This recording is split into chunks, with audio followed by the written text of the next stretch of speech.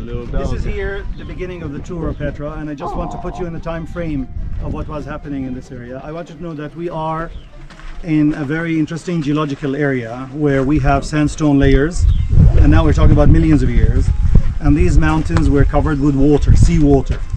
When the Rift Valley was formed around 4 million years ago, the mountains were pushed up.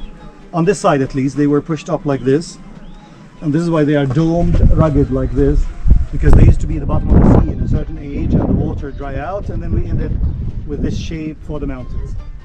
Not much coloring because of seawater, but when you go further down to the heart of the mountain, the colors will come out. We're talking about red, pink, and other colors, and they are in layers, because these mountains originally, I would say hundreds of millions of years, they were sand dunes. They were just sand dunes where the wind will play with it or move it, the water will move it, and this is why they are wavy and curvy like this.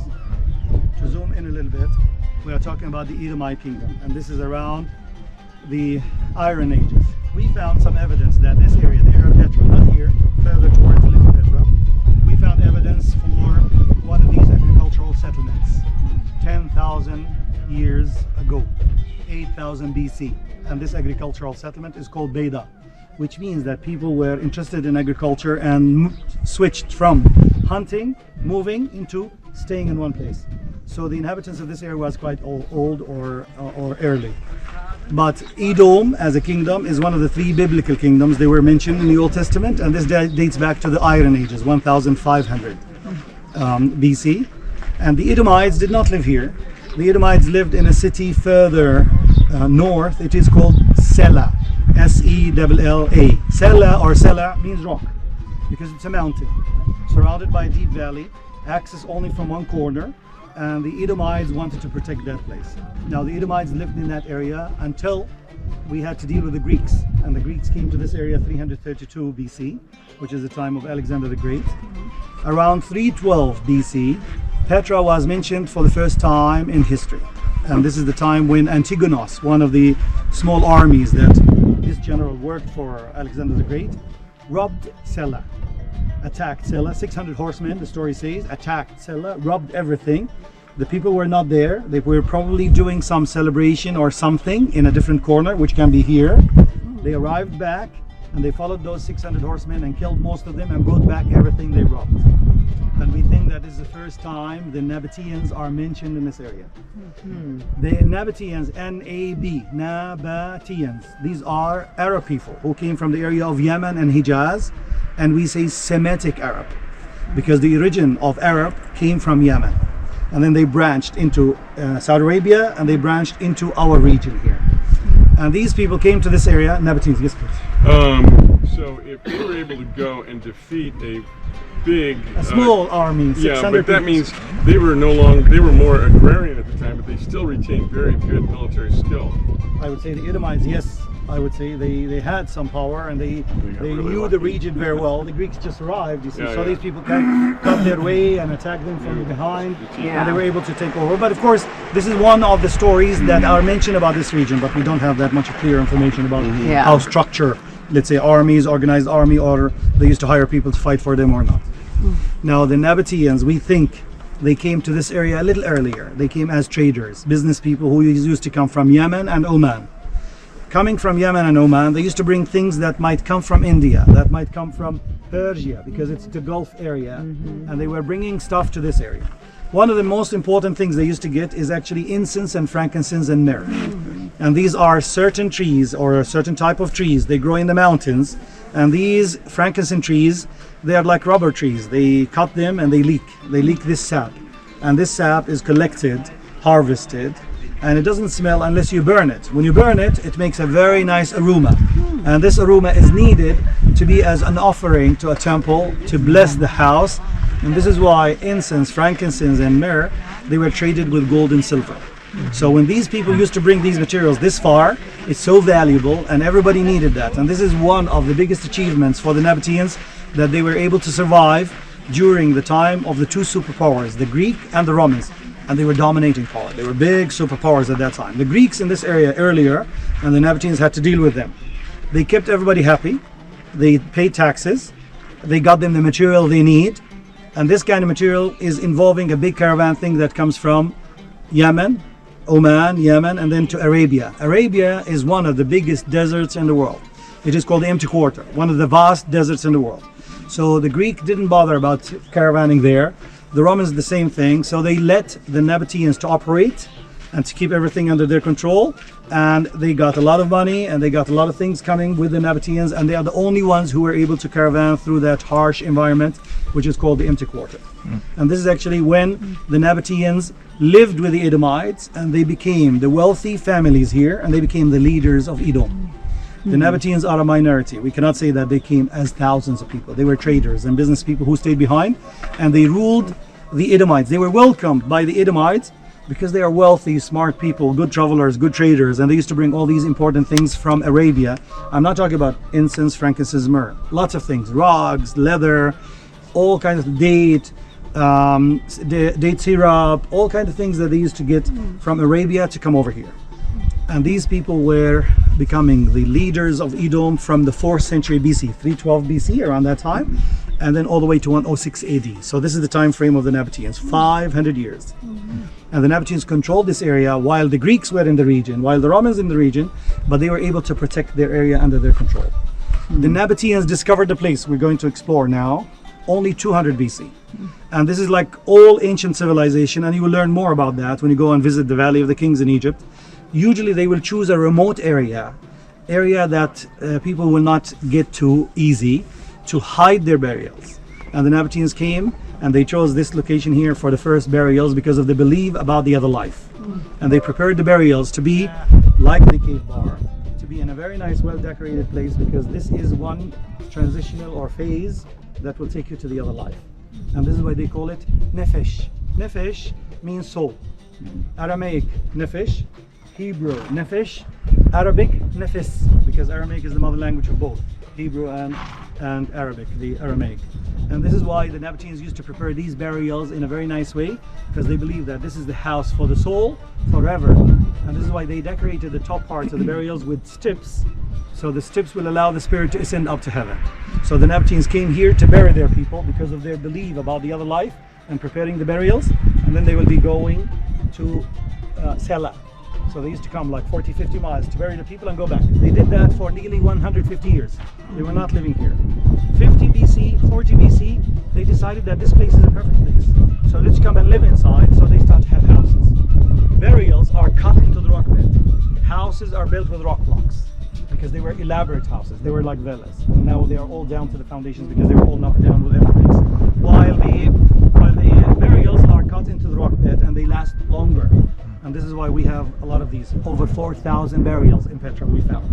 And you can tell for the course of 300 years they were burying people in this area and they came to live. The treasury is dating 50 BC, 40 BC, around that time. So when they came to live, they thought of carving the treasury. The Nabateans developed some interesting techniques of cutting the sandstone, and they used to do, again, Iron Age starts 1,500 BC, which means that they had chisels and hammers, and they were able to do that. But sandstone is a soft stone, so they need to know the technique of dealing and handling sandstone. So they used to go from the top to the bottom, and usually they will leave like a little terrace or a balcony where they can do the top part, and then they lower this area and they do another part until they are done with the whole thing, and they will come back to do the final touches to the building, because soft stone can be damaged easy. This technique will allow them to save what's already done, and it won't be damaged with any falling rocks or anything, and then until they go all the way down. You will see two types of burials. The common one, and this is like very few to be like block shaped like this. They are called Digen blocks. This is like a tiny hole, maybe for some other things, but it's not a burial. Okay. Maybe could have been a burial because I haven't been there. But I know that the Nabateans used to decorate the front facade. The front facade would be decorated more. So these Digen blocks were cut out of the rock bed, and they were decorated on the four faces, but they have an entrance, as you can see, which lead to a tiny room where the people are buried. We have several Digen blocks. Bedouins call them guineas or jinnies, because they thought that the guineas are the ones who cut them. But of course they are man-made.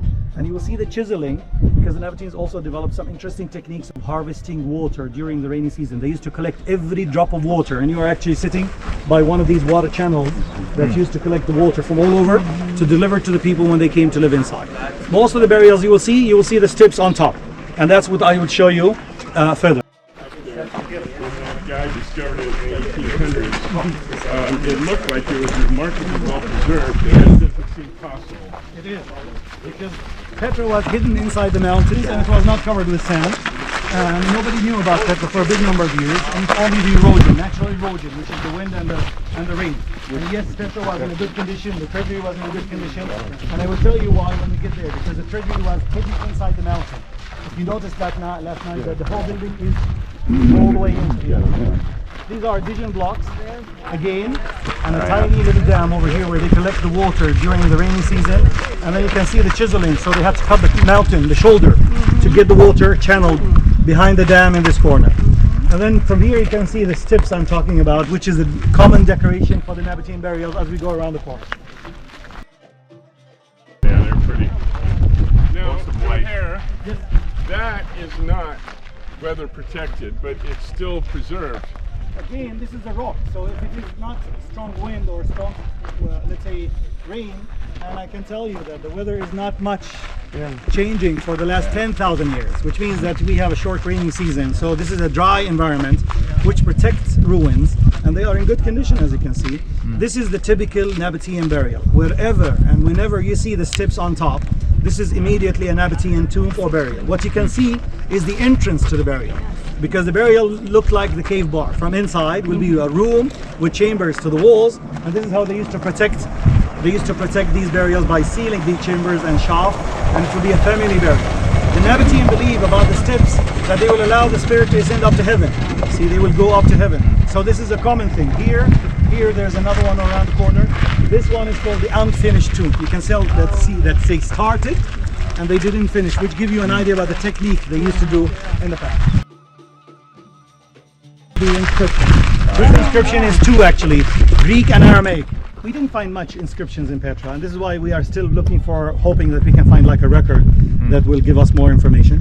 But this information or inscription here is talking about the burial on the other side, and it is dating this one to the 1st century AD. So everything you see now is later, AD time, while most of the burials we will see in further down, they are BC, earlier. This place is affected by the Nabateans traveling as far as Egypt, and you will learn more about the obelisks. And you can see the obelisks on top, which is a clear Egyptian influence. And I think this guy prepared this place for him and for his family. It's a family burial. And the obelisk, the cave underneath is the actual burial. The lower part was prepared for some sort of a wake, where they used to serve food and drinks for the people who used to come to the family to take condolences.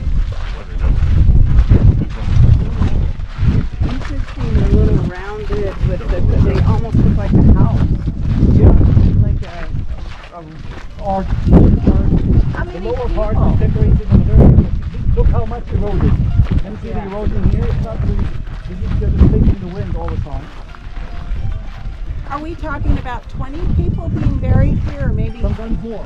more? Yeah, the technique goes like this. They will have a chamber to the wall of the room. The chamber will have a shaft, and the shaft will go down 2 meters, let's say. They will bury the first one, cover, second one, cover, third one, cover, sometimes 4, and then they seal the chamber. Chamber, shaft, chamber, shaft, chamber, shaft. You can bury 40 people easy in one of these caves. And then when they are done with the walls, they will come to the floor and bury more people down to the floor. So it's a family burial for generation, 2, 3 generation, I would say. Now the lower part, as I said, is an active part. It's not a burial. The burial is up there. These obelisks are Egyptian influence, and I want you to know that the Nabateans were good traders and travelers. They used to travel as far as Egypt. They used to sell the Egyptians a very special material. This material comes to the surface of the Dead Sea naturally. This is tar or bitumen. And tar or bitumen, because of the Dead Sea mud, is a good quality of tar that will be used for boats and for mummification. Because the final stage of mummification is actually to wrap the whole thing with the linen and then to paint it or to cover it with tar or bitumen to prevent the insects from going there. So the Nabateans traveled there, and we found some evidence in the Egyptian inscriptions that the Nabateans traveled, and this is called Tel El Amarna, one of the excavations where they have paper saying that the Nabateans used to bring this material and they used to trade with the Egyptians. This is why they copied some of the architecture. The statue in the middle is for the guy who owns this place or for his family. His name is Abd Menko because of the inscription. Abd Menko, we know about him. And the lower part is prepared with a U-shaped bench. If you look carefully, you can see a bench in the middle where people will be seated It's called triclinium. 3. 1, 2, 3. So this is a U-shaped bench, and this reflects the wealth of the family. If it is let's say less wealthy, it will be L-shaped, and we call it piclinium. 1, 2. If they are less wealth, it will be only one bench, and this is how they used to welcome people and serve them food and drinks after they bury someone. And this is like the funeral thing, and we think that they used to do it for several days. As a vessel for the soul to come back to it in the underworld or in the other life. And this is like a different concept. Nabateans believe that the body is not a big deal. It's only the soul or the spirit that will be allowed to ascend up to heaven. So did they bury jewelry and pottery? Yes, they did. We found some of these, but the problem that they were all reused, cleaned, and reused again, so we didn't find much. But yes, the Nabateans used to bury some gold, silver, bracelets, necklaces, pottery, stuff that they think that they might need it in the other life. So Where did the tar come from? The bodies are cleaned or moved. They're encased in stone? Tar comes from mineral.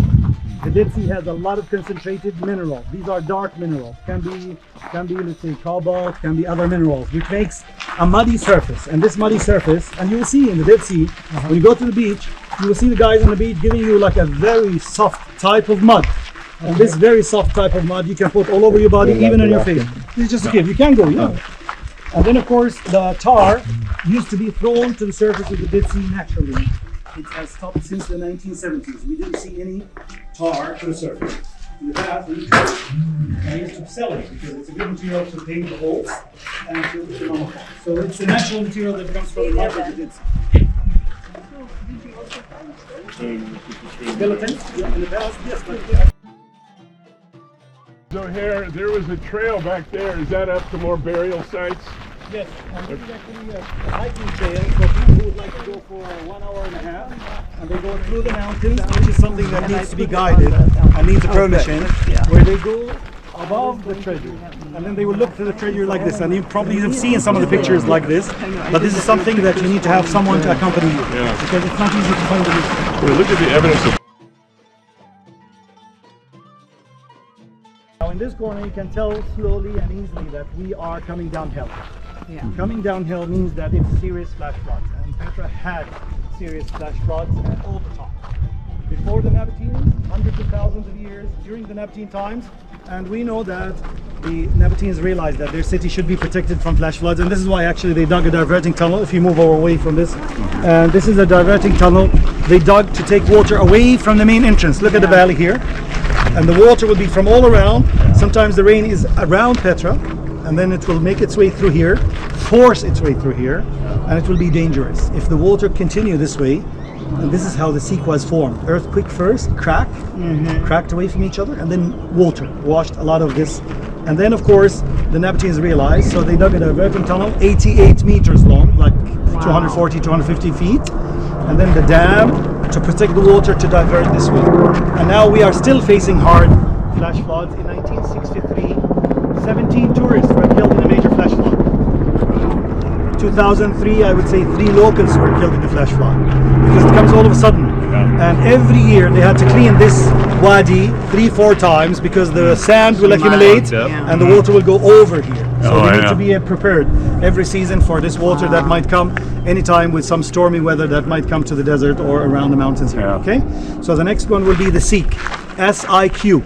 Siq is an Arabic word, and this word is referring to this crack. If you have an aerial view to this, it will be like a tiny crack in the mountains, and it is zigzagging because they cracked away from each other because of the tectonical movement.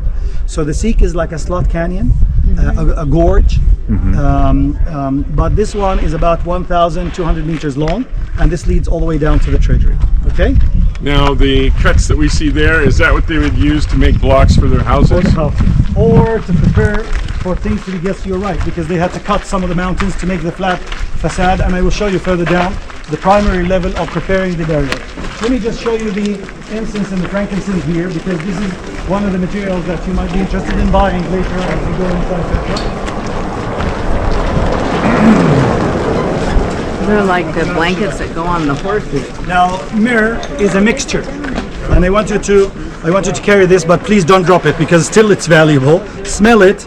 which is incense mixed with flowers and roots and leaves, and make this beautiful aroma. This beautiful aroma is making the thing. They used to rub the body to give this kind of aroma, and then they used also to sell it to burn, because when you burn it, it makes some nice, beautiful aroma. So when it burns, it just kind of smokes, that slow burn type thing. Yeah, this is the charcoal, and you can see this is hot charcoal, and I will put like a little drop. Please give it to me just for a second, so I can get you the smoke working. Look, see, you put it on the charcoal, and then you see, and now it's coming out. Oh wow! Yeah, it's very fragrant. And this is just a tiny bit, and it makes. Does that keep mosquitoes away? There's a story they tell about Alexander the Great when he was a young chap. He went to the temple, and he found this jar full of incense and myrrh, and he used to throw it to the fire, and there's a lot of smoke. So the priest came to him and he says, "Are you crazy? What are you doing? This is a very valuable material we get, and we pay a lot of money to get." And he says, "This is material. Where did it come from?" He says, "It's far away, India." He says, "I will get to India, and I will get you tons." And later, you know, they all wanted to go to India because of that. Yeah. Looks like amber. And what is this? Now this is the sap. It looks like a rock, and you think it's heavy. I don't want you to carry it. It's light. Oh yeah. This is because it's the sap of the tree. This is what leaks out, and it doesn't smell unless you burn it. It makes this nice, beautiful So they aroma. grind it Yes. like that. and Small with pieces and other liquid. stuff. This is myrrh, and the myrrh is different, which has flowers and other things. This is the embalming, Yeah. Embalming sap. covering they use. Yes. Oh. So this is something for you on the way out. If you walk back, you might stop by this place and buy some of these.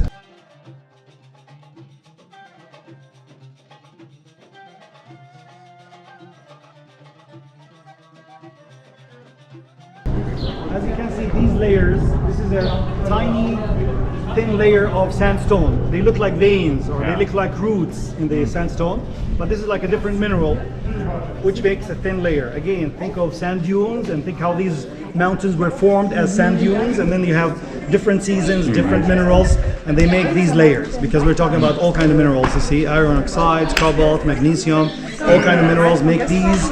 It's not a line, it's a layer. I will show you here. And so compressed by the ocean. Yeah, it was covered in Look water. at these. Remember Seven This is Canyons? very defined, Eric. Here, see, look, and also these layers. Look how thin is the layer. See the layer? Yeah. It's not a line, it's a whole layer of these. And then here, these are like tiny. And I would say this is cobalt. Oh my God, hundreds of millions.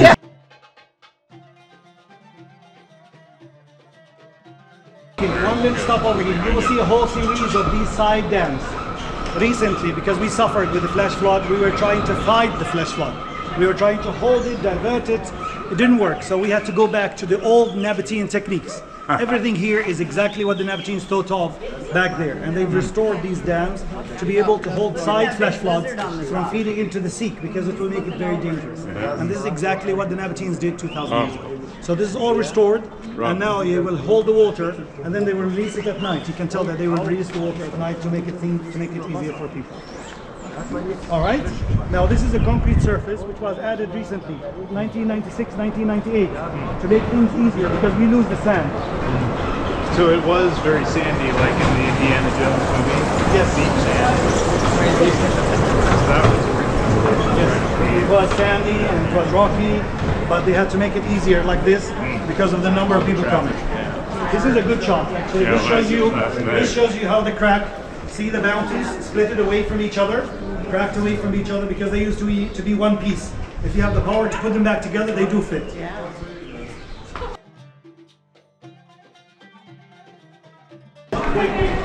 is actually water washing the minerals. This is a water tank, and I wanted to know that the Nabateans realized that a water channel like this cut to the side of the mountain, allowing the water to gain speed, it will damage the side easy. So they have to come up with a technique to slow down the water, change the level, filter the water. And you will see a lot of these dams, like every few hundred yards, you will see one of these along the side of the Sikh to slow down the water, change the level. And then the water will run smoothly without damaging the sides, which is something that they thought of 2,000 years ago. Simply brilliant. The Sikh should have been paved like this during the Roman times, which is later. But a lot of archaeologists believe that the Nabateans earlier paved the Sikh and some archaeologists believe that it was 15 feet down. But a big part of the Nabatean pavement was washed with flash floods, so we lost everything. And what's left is only from the Roman time. And this is like later, 2nd century AD. Oh, this is Roman. original from that. Wow. And then you can tell that this is not sandstone, this is limestone, because these are solid rock to use for the pavement, and they are not cut or dressed properly because they used to collect from the valley course. Brought them in then. Yes. The cliff can reach up to 150, 180 feet up. And as I said, this is a natural Eric, cut turn into around. the rock. And it's not the only one. We have so many of these seats, but this is the more popular one because it leads into the mountains to the city. Yeah.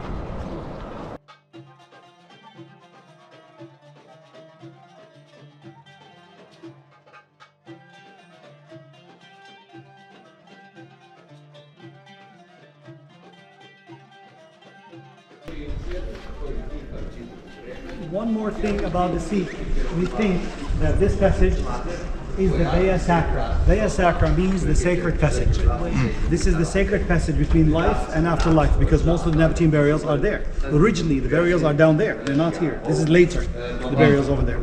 And the Nabateans used to do all kinds of rituals and preparation. We don't know exactly what they used to do, but because we have idols and figures like this on the side of the seat, we think that they used to do some prayers, some preparation for the dead body and the soul to go to their final place, which is the grave. And this one is representing, it's not in good condition, but it's representing Al-Uzza, the female goddess. And the female goddess is equal to Isis or Isis from the Egyptian civilization. So this is an interesting one. And they usually, the Nabateans used to depict the gods in a block shape, not all the time with figures or faces. It's just a block, and they were able to recognize them easy. Which god goes with which, the height. هلا حبيبي صباح الورد كيفك شو اخبارك؟ الله يعطيك العافية.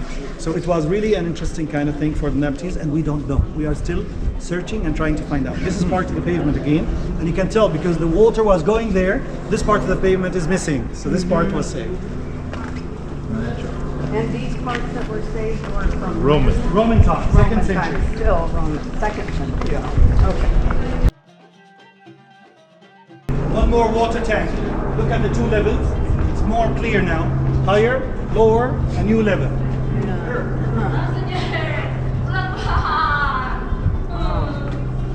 And that would just slow it down a little. Yes. Boy, now here's red, gray. Oh, we have all colors, and soon I will show you because now it's getting more red. You can see that we're going down, and the colors are coming out. Red.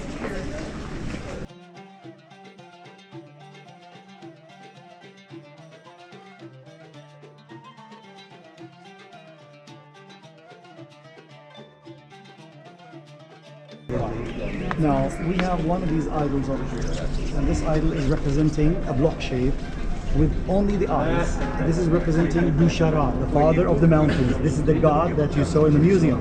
Yeah. And this is the main one for the Nabateans, and he is the father of the mountains. He's equal in power to Jupiter and to Zeus. But this is the Nabatean version of these gods. It's called Dushara, the father of the mountains. He Ashara. He Ashara. So if we don't know that much about the Nabateans in general, how do we know their gods and how they worship? Well, because we found these idols, and then we know that they used to worship a big number of them. And you can come over here, you can come around the corner. Oh, I see over here. So, and then what is that? This is actually a man-made chamber to guard or to serve. Because this is on the way out, so people used to pay the last respect to the god as they leave. They're done with the funeral, they're done with everything. Gotcha.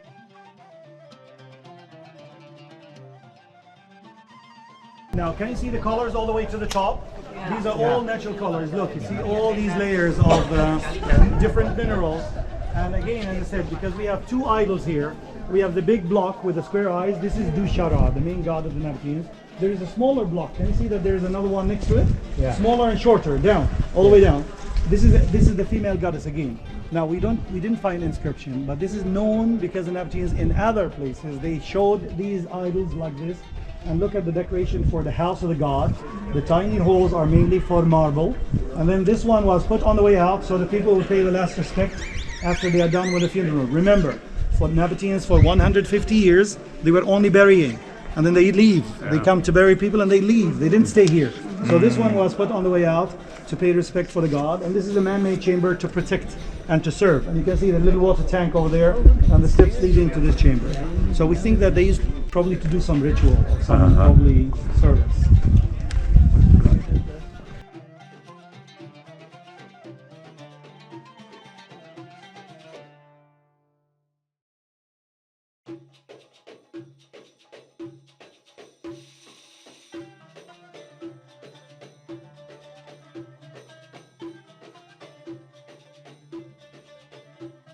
Okay, this is another important stop, but I wanted to know that we actually had 2.5 meters of rubble and debris that accumulated with flash floods in this quarry. So they had to dig down to reach the original level of the pavement. And again, this is the Roman pavement, 2nd century AD. When we did that, we've uncovered, all of surprise, these items or figures, and we didn't know about them. So they were here, and we cannot tell everything about these figures, except when we have little inscriptions. For example, this one here, and this is over here. You can see the inscription underneath. And this inscription is talking about this person who came from Syria, Adria, and he was the chief of religious festivals in Adria, Roman person. He was invited by the Nabateans to come over here, maybe for a big festival. Now we don't know if he paid money to honor his visit, or they honored his visit and put his statue on the side of the sea, because this is very special to be on the side of the sea. And then we have other idols or figures, and then you can see we have 3 blocks. The middle one is higher, the one on the right is a little shorter and thicker, and then so the Nabateans used to figure out which gods go with which is the one in the middle, which is the one on the right, which is the one on the left. So for us, it's very difficult to tell, but for them it was easy to. And I will give you a simple example. You go to many places in Jordan where you see the 3 pictures of the king, King Hussein, King Abdullah, and the crown prince. No inscription. There's nothing there. Let's say 3,000 years, and they find these 3 pictures next to each other, and it would say there's no record to tell you about it. For us, it's very common, very like granted. So this is exactly how the Nabateans used to recognize these gods easy, because they used to worship a big number of them. Now the next one would be actually a nice number of camels on the side of the sea. And these camels were also not exposed until we went down to this level, and then we found 3 of them on the side. I want you to know that trade caravans can reach up to 1,500 or 2,000 camels in one caravan. Why? Because they used to have 2 caravans a year, one in summer, one in winter, because the caravan needs 3 months of preparation, needs 3 months to go and come back. So they had 1 of 2 caravans a year, one in summer to come to our region, one in winter to go to Oman and Yemen, because it's all desert. And these caravans, they were not allowed to come down to Petra. This is more secret, those more sacred burials. They used to go to Little Petra. Little Petra is like 7 miles away from where we are. And the Nabateans used to deal with the caravan there, serve the caravan, trade, everything. They come out and they deal with the caravan, and then they come back. But these are probably some little a number of camels, I would say, for some activity, for some rituals, for some celebrations. Could have been trade, but this would be like to bring stuff inside to the city. Okay, so it's not reflecting like trade caravans. Trade caravans are much bigger, and they need to be handled in a different port. And 1,000 camels won't need that much water. 2,000 camels will need a lot. You know why? Because a camel can drink 400 liters in one shot. They can go, they can still walk 500 miles a day. No, not 500. 4 days only. 4 days. Yeah. And Now, usually the elephants maximum- will have to have 150 liters a day. The camels have big stomachs, and then they need water to be stored for the rest of the journey. And then every 20, I would say 18 miles, 28 kilometers, this is the daily distance the camel can do with a load. Yeah, and if you stay here on the right, you can see the camels, because you can see the front legs and the back legs and the belly. And this guy is leading here in the front. The camel is facing No, that they're way, not and laying. the legs are Okay, broken. they're pretty big. Another camel used to go behind, and then there's another guy, you can see the feet over here, another camel behind. More than 4. Okay.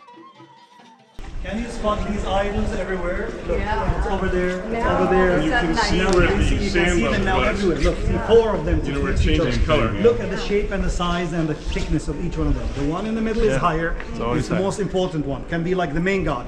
Look at the one on the left side. Different. Look at the last one, tiny and thinner. Now, see, that looks like 4 though. 4 of them, yes. There Yeah. are 4. Oh, okay. So it's not always in 3s. It's, No, yeah. can be 1, and you Yeah. can see 1 over there. But there's always Can a be tall 2. one, Yes. and then it's staggered. Yeah. To distinguish them, to tell that they are different Yeah. from each Look at other. the way they took away. Now you can see the 2 channels now. Look, see? Yep. Why? Because we used to have 2.5 to 3 meters of rubble and debris, which protected this area. So this area was you could dig exposed it only out. recently, only in 1996, 98. We were up there. Can you see the colors there? Yeah. This is where the horses used to be. This is where the water used to go. So they had to clear the whole thing to reach this level. And this is why this part has been protected. You said 80s? When was it? 98. 98. Yeah, 1998, wow, which is soon after the peace treaty. We start to have more people, and they decided that we need to improve the services in Petra and to make things easier for people to walk in. Yeah. Wow. So they probably had all the stones in here, but not They were uncovered. Yeah. Is the ground levels? You see that line? If you remember the movie, the Indiana Jones, Yeah. he was just riding on sand and rocks, and Yeah. there was nothing here. None of this was here. Yeah. That's Look how many idols in front of us. Look, now we're gonna start spotting them everywhere. Look, see? One in the middle, it's a big one, and then we have several small ones next to him. Yeah, interesting. So they don't always do the stacks too. They do indents, larger indents and smaller He indents. wanted Look, to see, this is one. One, only one. This is a 1, 2, 3. This is the main one here in the middle. Another 2 here, maybe. So this is like all over the There's place. almost like sub ones on the other either side too. What is the vertical length of these things? Are they 120, 130, maybe 150, no, feet. feet? This is like 40 meters, 50 meters, Okay. 60 Oh meters. yeah, 150 feet. Closer to saying it. All right, this is an interesting kind of thing I want to teach you, where National Geographic did some researches about this to be able to figure out how the Nabateans managed to protect their water channels, which is ceramic. These are made of pipes, and they are tailor-made. They are made in Petra, for sure that they are made in Petra. You can see these pipes and the joints here, and this is like male and a female, and then they deliver the water. They figured out that the water was running 4% descent, and they figured out that the Nabateans control 2/3 of the pipe with water, 1/3 of the pipe empty, and that will allow the pipe to survive. The pipes, if the pressure goes beyond that point, it will erupt. And It that's will be what we damaged. saw in the museum, the way they hook together? They hooked, Okay. attached them to each other. So this is a very important kind of thing, and this is why they need to slow down the water sometimes, so they can keep the level, and start the pressure or control the pressure inside these pipes. This is drinking water. This is good water. The other one is mainly for other use. So this is like the good drinking water that they used to deliver to the people inside, because the Nabateans came to live, and they need all services to be provided for them. Okay, so this is an interesting thing National Geographic did to figure out how the Nabateans were able to master these systems, and we found some of these water channels to be 17 miles long. Wow, we saw. They didn't have anything to draw it on, so it was just in their heads. Oh no, they used to. Papyrus. Oh, Papyrus, from pottery. the Nile Yeah, area, they used to yeah. get it from Egypt. Yeah. Easy. It was a big trade, big business at that You time. don't have a record of it Yeah, that's unless it very was cool. preserved. It was a big business, and you will learn about the papyrus when you go to Egypt, because Yes. they will take you to a place where they make the papyrus. They will show you the technique they used to do, how they used to cut this kind of plant, and they make these thin layers, and then they will do them like this, yes, and then they will press them, and then they can turn into some kind of a paper or something that you can write on. Yeah, I can't wait to see that.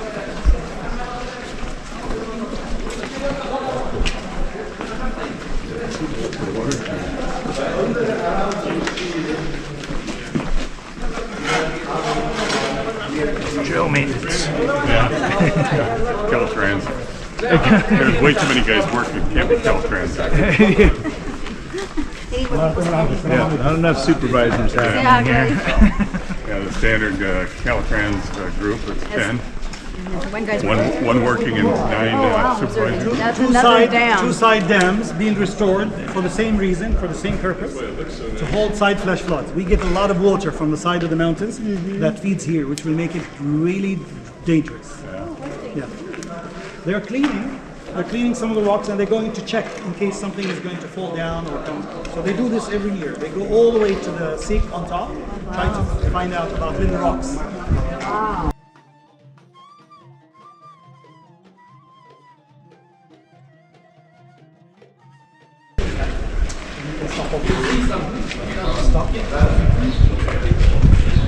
Now, when people, and I know that you came down last night, when people come to Petra, their expectations are building up.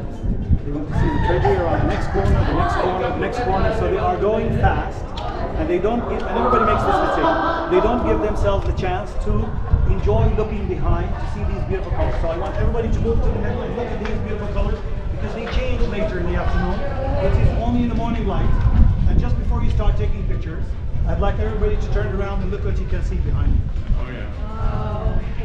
That's why you miss it. Yeah, this is actually the first glimpse of the treasury appearing. I was right about the rock formation there, but this is the first glimpse of the treasury appearing through this natural gorge, which is called the sea.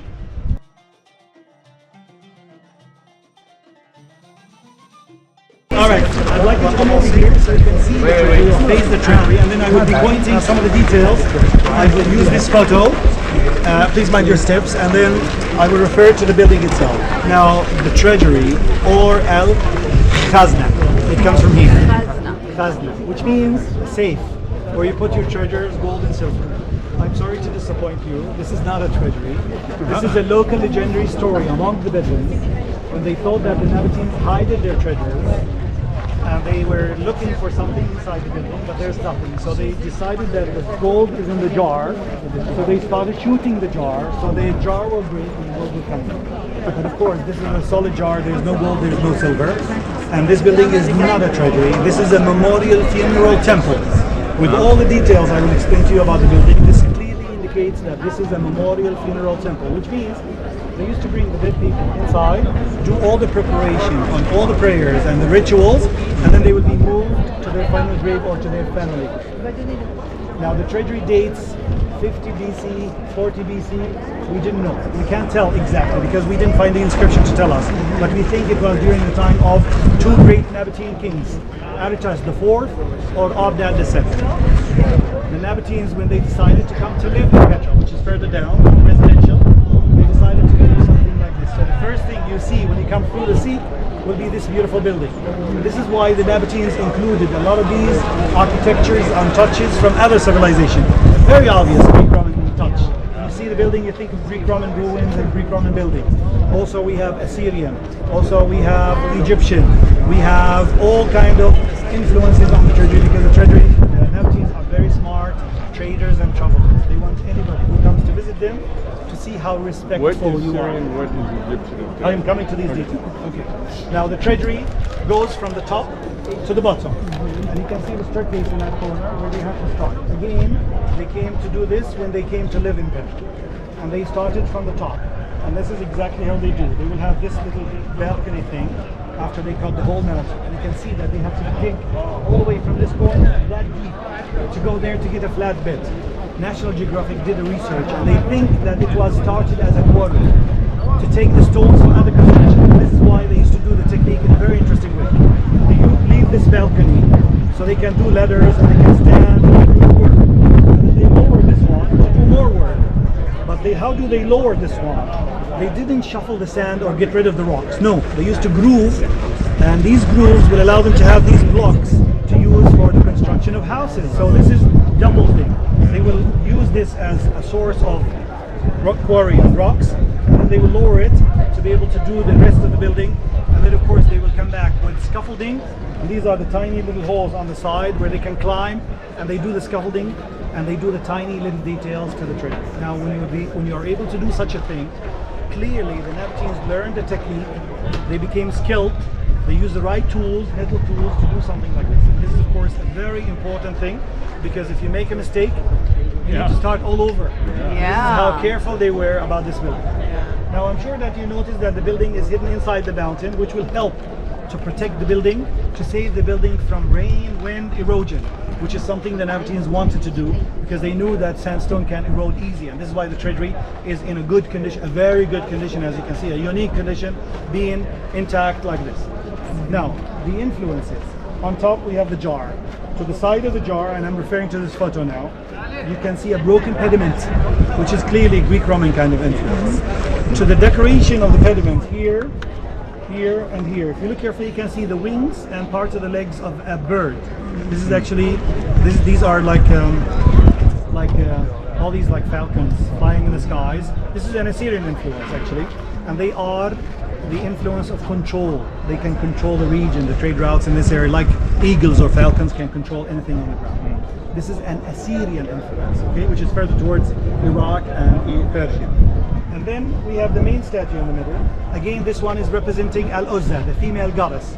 And if you look carefully, you can see a woman, and usually the sign of fertility will be holding the cornucopia to the shoulder where the fruits are coming out. And you can tell that she had something on this side, but the statue is being shot so many times. And this is why all the statues are beheaded, because early 1920s, 1930s, people didn't like these figures or statues, and they started to target them for fun, because the whole building was not protected at that time. So this is Al-Uzza, or Isis or Isis from the Egyptian civilization. Now we have two gods deep inside, and these gods are gods with wings. They are called victory gods or Nikes.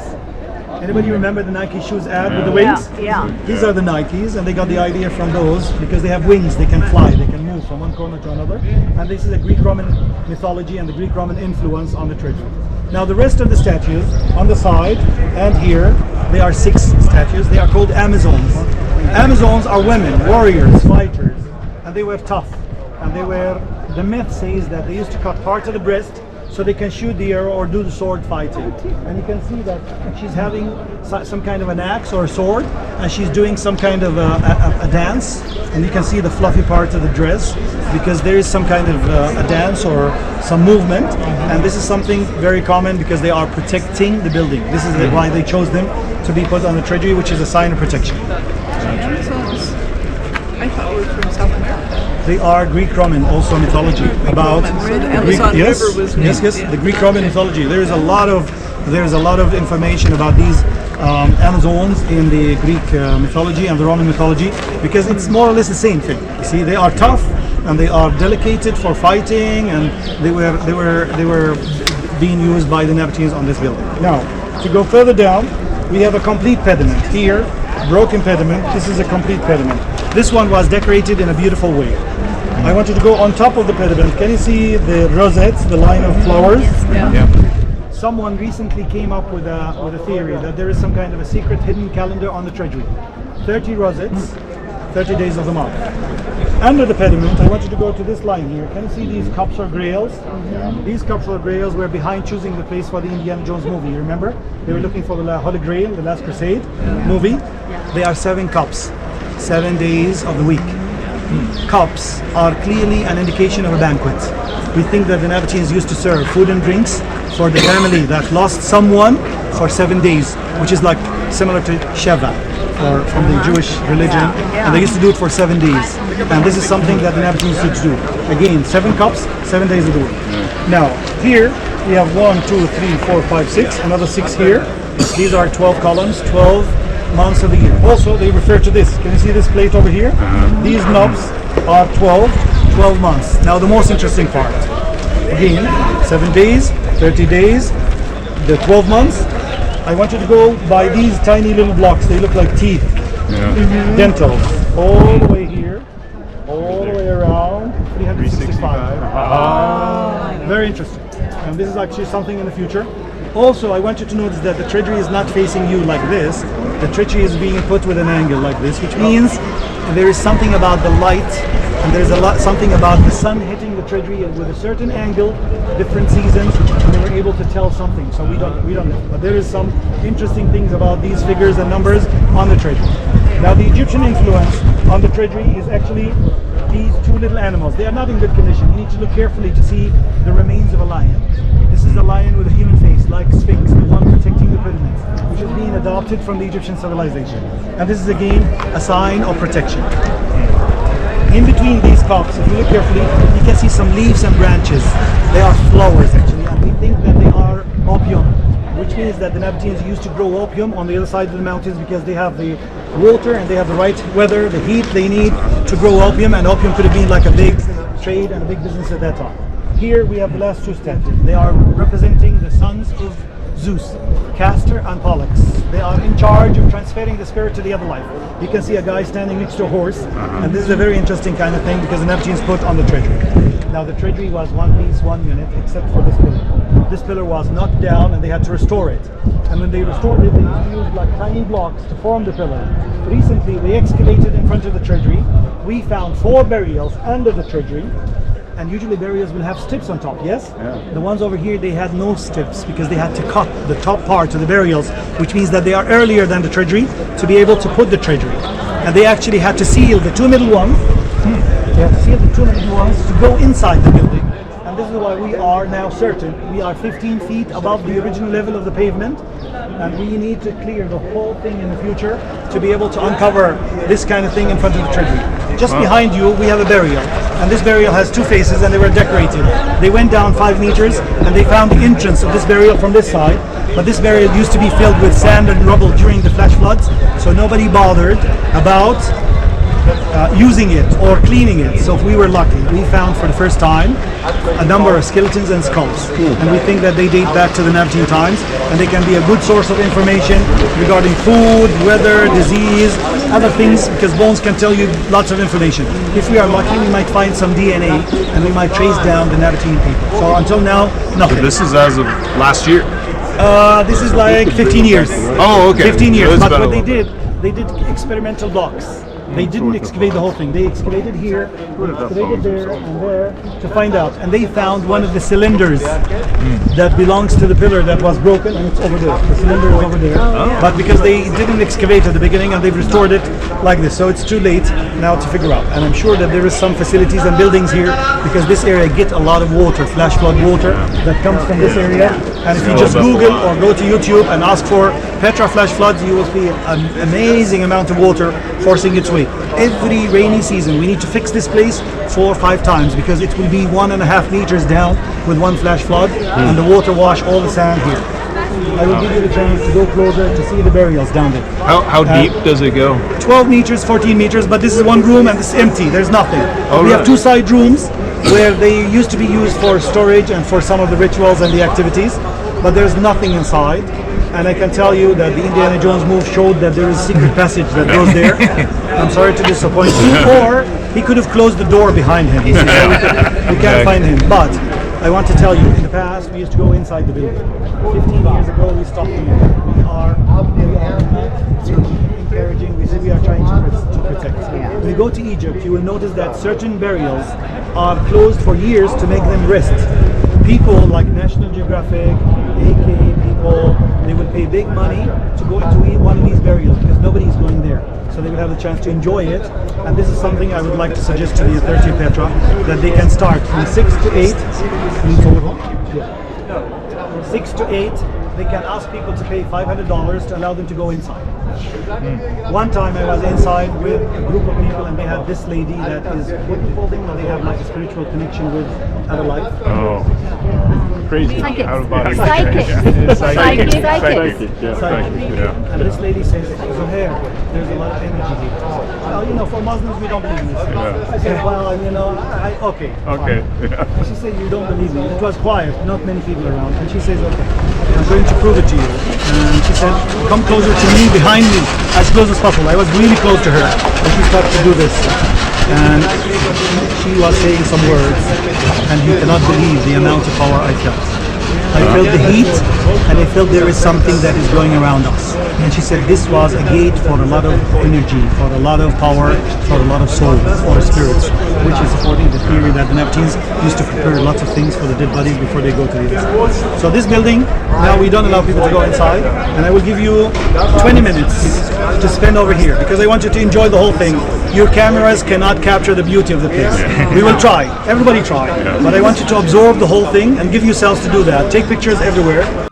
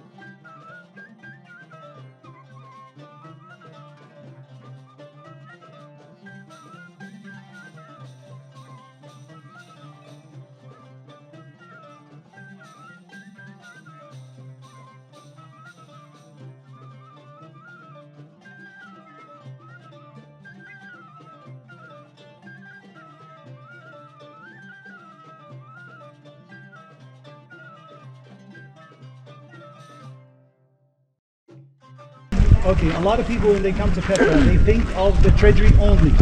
They think that that's it. This is the main monument, that's it, you're done. But Petra is a big place. As I said, 30 square miles. So it's huge, from the tomb of Aaron to Little Petra to the city inside here. So we're talking about nearly, I would say, a little bit over 4,000 burials. And this is like a big place. You can spend a few days exploring. If you want to hike and explore, you can spend a few days. Today you are just catching the highlights of the city of Petra. This is what we call the street of facades, because we have a whole bunch of them next to each other. How can we tell that they are burials and they are tombs? Look at the top part, you can see the steps. Clearly, this is the Nabatean belief about ascending up to heaven. This one, this one, this one. We have two different patterns. The earlier one and the later one. The earlier one looked like little pyramids. Look, see, tiny pyramids. One up and down, up and down, up and down, but it's the same idea. Later, it's like cutting the pyramid in the middle, and you put just one on the right, one on the left, which is half of the pyramid to the right, half of the pyramid to the left. But it's the same concept of ascending up to heaven. Now the facade and the size of the facade is reflecting the wealth of the family. And the size of the facade does not mean that the cave inside is high. The cave inside can be only 2-3 meters, 10, 15 feet, less, it depends. But I would give you the chance to go and check this one here to see the cave from inside, which I would say more basic. That the cave bar is much more elaborate because it's a very wealthy family who were behind that. And you can see a lot of these burials, they were filled with sand and rubble and debris because we used to have the flash flood to reach everywhere. This is a new project. We are trying to contain the flash flood and allow the water to go in the middle without hitting the side, without destroying the burials, because they were affected badly with the flash floods in the old times. Look, see how far they had to clean the whole thing, to dig out the whole thing to clean the cave. So a chance to go and check this place, and then you can see this much of erosion that takes place. The Nabateans, even in the old times, they realized that facades, sandstone facade, needs to be protected. So they used to have a water channel on top, and you can see there is something that will take the water to the shoulder. But if this water channel is blocked with bushes or with sand, it will start coming on the face. And this is how it is destroyed. Again, this is not like the treasury. The treasury is hidden inside the mountain. Here it's facing the wind, facing the rain, and this is why they are heavily eroded. We are still 4 meters above the original level of the pavement. And look at the entrance over there, or look at the entrance for this burial here, where you can tell that we need to go 4 meters down to go into the burial. Look, see, this is buried all the way to the top. So I have a question.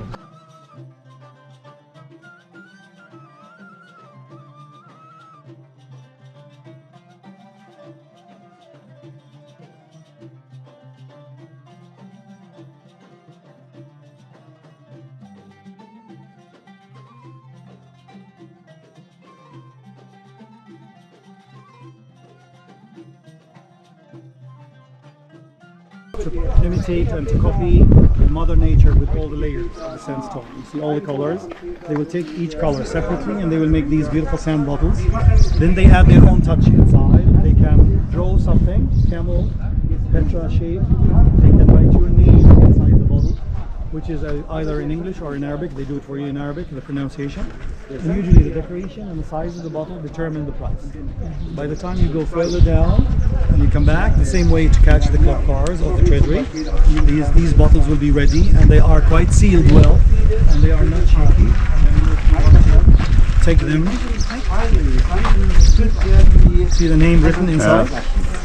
If anybody is interested in doing something like this, you can choose your bottle and the guys will tell you the price.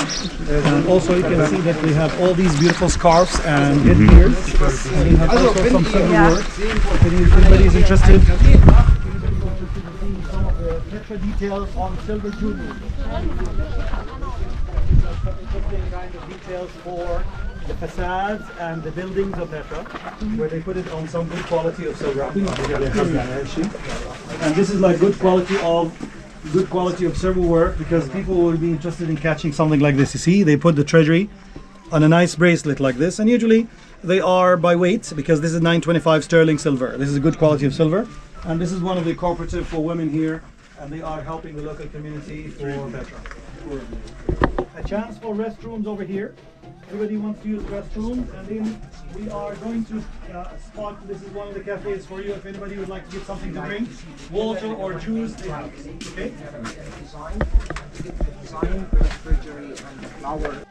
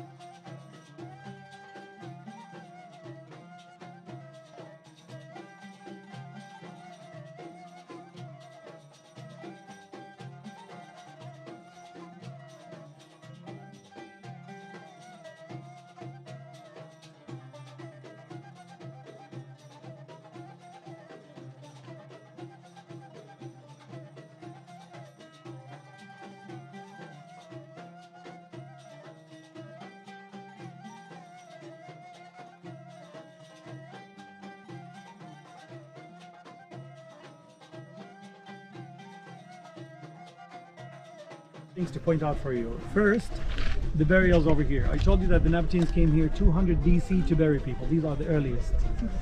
200 BC. You can tell they are smaller, less decorative, close to each other, in layers, and I would say the technique inside is the same. Chambers, and it's a family burial. Maybe they used to share one triclinium, you remember, where they will be seated after the funeral, so they don't need to have like a private one for them at that time. Some kind of decoration where you can see the tiny holes, could be marble to decorate parts of it. But the ones over here, and you can see 1, 2, 3, 4, 5 layers all the way down to the bottom. You can see there's like one buried all the way down. Yeah. They are different from the ones over here. These are royalty. These are for the people who can afford the size, the decoration, and a private triclinium. So these are for royalty. And they go all along this side of the mountain. And this is why people are trying to do 2 different routes or routes. The shoulder from here to do these royal tombs. And then they will reach further where they can see a whole bunch of them. They are called royal tombs. And they are the urn tomb in the map, on the map I told you or gave you. Urn tomb, silk tomb, Corinthian tomb, palace tomb, next to each other. And one of them you can go inside. Or you can take the little walk around the corner past the theater. This is a Nabatean theater. Once you go around the corner, you will see the tombs and you will see the royal tombs. This is something that you can climb to 200 steps. So I will give you this as an option for you for the free time to do. Either you take this one, and you can still see them from down below. You don't need to climb up. For the ones who would like to climb, they can go inside the building, and it has some beautiful, beautiful rock formation and colors. As you go around the corner, you will see a bunch of cafes, and the steps are next to the cafes to the right. Or you can do this one for the ones who are interested in the hike. You can do the shoulder, and you can reach the royal tombs and come downstairs and take the level walk. You don't need to come back. This one, this is like one way. Oh, okay. All right. One way. Now, one more thing. If I tell you that the Nabateans' primary kind of thing was like this, they would cut the mountain, they would prepare the mountain for people to come to buy, to order. And you can tell that they worked on it. Look at the lower block and go to the right of the block. You can see these tiny little holes like the ones on the side of the treasury because they were climbing and they were doing that. It was some kind of a business. People will do stonemason, will prepare the place and wait for someone to come to order. I need this much, I need these details, I need this size. And they did it also here. Look, see the way they made the mountain flat? You can tell that they were waiting for more of these burials to come over there. In this corner we have these stairs, and the people who are going on the stairs, this will go all the way inside and to the top. This is a flat bit, which is 450 steps for the people who are staying in Petra for another night. They can go for the hike, and this is called the high place of sacrifice, where they used to give the offering. You get a view from there. There's no building there, but this is the altar where they used to give the offering and to keep the gods happy. So this is one of the side hikes, 450 steps. And as I said, today you shouldn't go there. Nobody should go there because it takes more time. It's about 1 hour climbing, and then you need another half hour, 40 minutes to come down. So that takes more time. I would like you to save more time to go this way. You go to the theater, and the theater is originally Nabatean because this one is different from the Jerash or from the Amman theaters because they are built with rock blocks. The one over here is Nabatean carved into the rock bit, which is sandstone. And we know that this one used to take 3,000 people, and it was used for religious purposes because it was an open theater. The Jerash theater, the Amman theater, the spectators were protected because of the type of activity. This one is only for religious rituals. So the seat goes all the way down to the orchestra floor. There's no protection, and it was an open theater, no stage. The Romans came 106 AD, and they are the ones who added more seats, and they put the stage and the dressing places, and they used it as a common theater. It can take 7,000 people.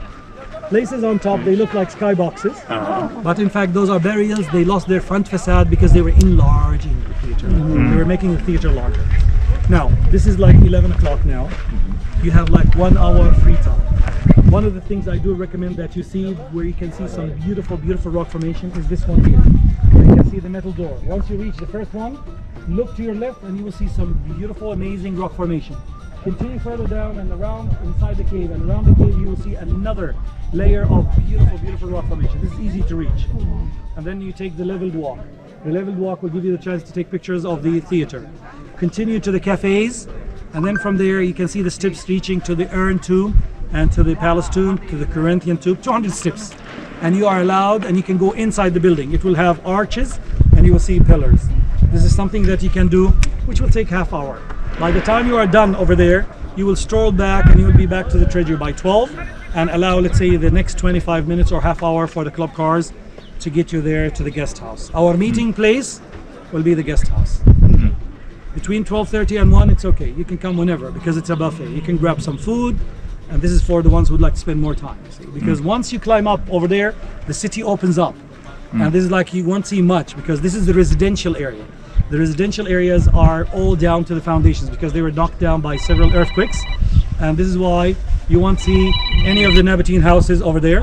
And this is actually where the city opens up, and you can see how the city of Petra was surrounded by mountains. And this is why they were not allowed or able to get in to take over Petra. The Romans came only 106 because of Jerash, because of Philadelphia, because of all these decapolis in the north, and the business shifted to the north, which allowed the Roman to add Petra to be part of the Syrian peninsula. The Nabateans are no more kings. They went back to be traders and business people under the Roman control. So they did not leave, or they did not, but we think that they assimilated into the Roman civilization, and this is why we cannot trace their race or the descendants of the Nabateans. Okay? I know. Oh yeah, the DNA testing is mainly if you have a sample, if you can find hair, or if you can find something to give you. But now we don't know who are the Nabateans' descendants because it's not easy to trace a small number of people who lived in this area. They were royalty and they were kings. And this is a living example. Jordan is 11 million, and then we have the royal family of Jordan to be 300 people. In several thousand years, if they are not having records, Yeah. yeah, especially they are marrying out of the Hashemite family. They're probably They're a bunch of marrying Hansons. Pakistani, English, American. Stake your claim, right? All right. So now tell me what you want to do. I would suggest you all go this way, check this cave, and then you can decide about going the level walk and around the corner. So to the this urn. hike will If you want to connect. hike this way, go to the royal tombs, and then it is actually up, and then a little bit down, halfway you can see the royal tombs. Climb there, and then take the stairs down, and then go take a little walk. Okay. But so that'll connect You down. can, yes, it will connect. It's actually a loop, Oh, either okay. from here or from here. Gotcha. But you don't need to walk back if you take the shoulder. Yeah. Okay. All right. Thank you. I will see you by the guest house.